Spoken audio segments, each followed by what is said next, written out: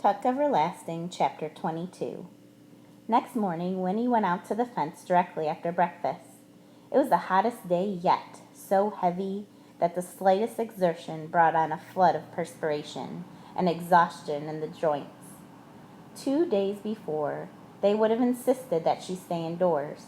But now, this morning, they were careful with her, a little gingerly, as if she were an egg.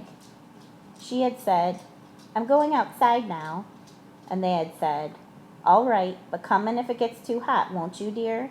And she had answered, "Yes."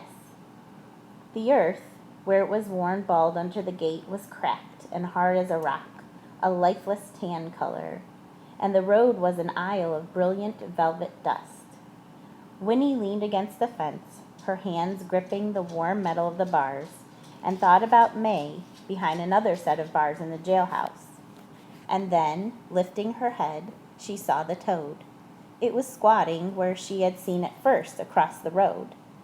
"Hello," she said, very glad to see it. The toad did not so much as flick a muscle or blink an eye. It looked dried out today, parched. "It's thirsty," said Winnie to herself. "No wonder on a day like this." She lifted the fence and went back into the cottage. "Granny, can I have some water in a dish? There's a toad out in front that looks as if it's just about to die of thirst." "A toad?" said her grandmother, winking her nose in disgust. "Nasty things, toads." "Not this one," said Winnie. "This one is always out there, and I like him. Can I give him a drink of water?" "Toads don't drink water, Winifred. It wouldn't do him any good." "They don't drink water at all?" "No, they take it in through their skins like a sponge when it rains." "But it hasn't rained forever," said Winnie, alarmed. "I could sprinkle some water on him, couldn't I? That would help, wouldn't it?" "Well, I suppose so," said her grandmother. "Where is he? In the yard?" "No," said Winnie, "he's across the road." "I'll come with you then. I don't want you leaving the yard alone."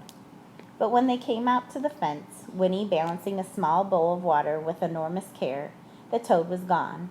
"Well, he must be all right," said the grandmother, "if he could hop off." With mingled disappointment and relief, Winnie tipped the water into the cracked earth at the gate. It was sucked in immediately, and the wet brown stain it left behind paled and vanished almost as quickly. "I never saw such heat in my life," said Winnie's grandmother, dabbing uselessly at her neck with a handkerchief. "Don't stay out here much longer." "I won't," said Winnie, and was left alone once more. She sat down on the grass and sighed. May! What could she do to set May free? She closed her eyes against the glaring light and watched, a little dizzily, as brilliant patterns of red and orange danced inside her eyelids. And then, miraculously, Jessie was there, crouching just on the other side of the fence. "Winnie," he hissed, "you sleepin'?" "Oh, Jessie!" Her eyes flew open, and she reached through the fence to grasp his hand. "I'm so glad to see you. What can we do? We have to get her out." "Miles has got a plan, but I don't see how it can work," said Jessie, speaking quickly, his voice almost a whisper. "He knows a lot about carpentering. He says he can take Ma's window frame right straight out of the wall, bars and all, and she can climb through. We're going to try it tonight when it gets dark. Only trouble is that constable keeps watching her every minute. He's so darn proud of having a prisoner in the new jail of his. We've been down to see her.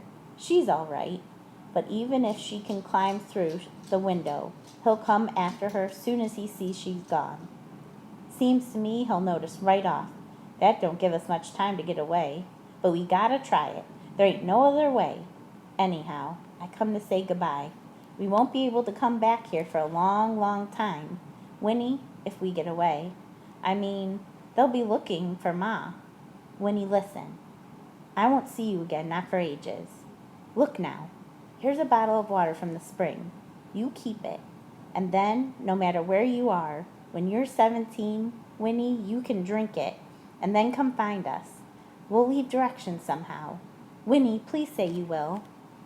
He pressed the little bottle into her hands, and Winnie took it, closing her fingers over it. Jessie, wait, she whispered breathlessly, for all at once she had the answer. I can help. When your mother climbs out the window, I'll climb in and take her place. I can wrap myself up in the blanket, and when the constable looks in, he won't be able to tell the difference. Not in the dark. I can hump up and look a lot bigger. Miles can even put the window back.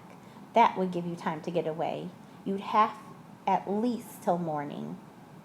Jessie squinted at her, and then he said, Yep, it might work. It might just make the difference. But I don't know as Pa's going to want to take you taking any risk. I mean, what do they say to you after when they find out? I don't know, said Winnie, but it doesn't matter. Tell your father I want to help. I have to help. If it wasn't for me, there wouldn't have been any trouble in the first place. Tell him I have to. Well, all right. Can you get out after dark? Yes, said Winnie. Then, at midnight, Winnie. I'll be waiting for you right here at midnight. Winifred, an anxious voice called from the cottage. Who's that you're talking to? Winnie stood up and turned to her. It's just a boy, Granny. I'll be in a minute. When she turned around again, Jessie was gone. Winnie clutched the little bottle in her hands and tried to control the rising excitement that made her breath catch. At midnight, she would make a difference in the world.